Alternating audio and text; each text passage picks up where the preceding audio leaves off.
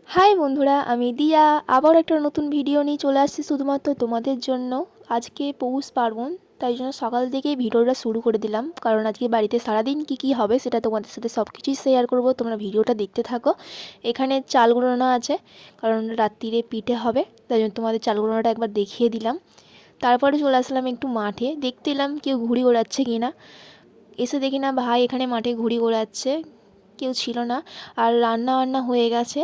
আজকে আমাদের বাড়িতে একটা নিয়ম আছে যে পূর্বপুরুষদের ভাত দিতে হয়, 5 তরকারি ভাত করে। তো সেই নিয়মটাই পালন করা হলো।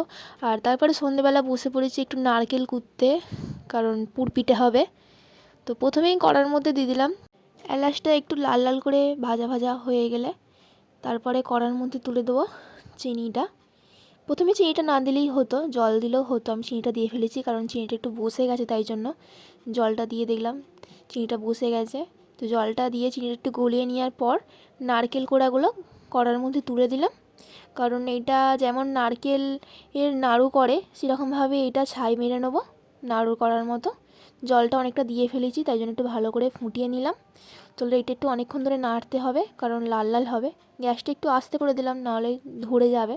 আমি এখনও অতটাও ভালো পিঠে করতে পারি না, ছোটো থেকে মাকে দেখে আসছি পিঠে তৈরি করতে, তো সেখান থেকে একটু দেখে দেখে শিখেছিলাম। আর এখানে নারকেলের ছাই মারাটা হয়েই আসছে, আর কড়া থেকে নামিয়েও নিয়েছি। মা এখানে বসে পড়েছে পুর পিঠে তৈরি করতে, কয়েকটা হয়েও গেছে। আর আমি আবার এখানে বসে পড়েছি একটু গোল্লা করতে। আমি গ্যাসেতে করব আজকে পিঠেটা, অল্প করেই হবে। প্রথমে সরাটা বসিয়ে দিয়ে গ্যাসেতে একটু প্রণাম করে নিলাম, কারণ একটু প্রণাম করে নিতে হয় নাকি, নাহলে ভালো ওঠে না। 1 কাপ দিয়ে দিলাম। এবারে ঢাকনাটা চাপা দিয়ে একটু জলে ছিটা দিয়ে দেবো, আর দিয়ে গ্যাসটা হালকা আস্তে করে দেবো। এবারে হোক এটা। কিছুক্ষণ পরে এসে এটা খুলে দেখলাম এটা হয়ে গেছে, তাই জন্য আস্তে আস্তে তুলে বাটির মধ্যে রেখে দিলাম। দেখো খালি কতটা সুন্দর হয়েছে। শুনেছি নাকি সবার হাতে এই পিঠে ভালো ওঠে না। তো এইদিকে পিঠে বসিয়ে দিয়ে আবার এদিকে চলে আসছি এই পিঠেটা একটু তৈরি করতে। পুর পিঠেটা আমি অতটাও এখনও ভালো পারি না, যেটুকুনি পারি একটু চেষ্টা করি।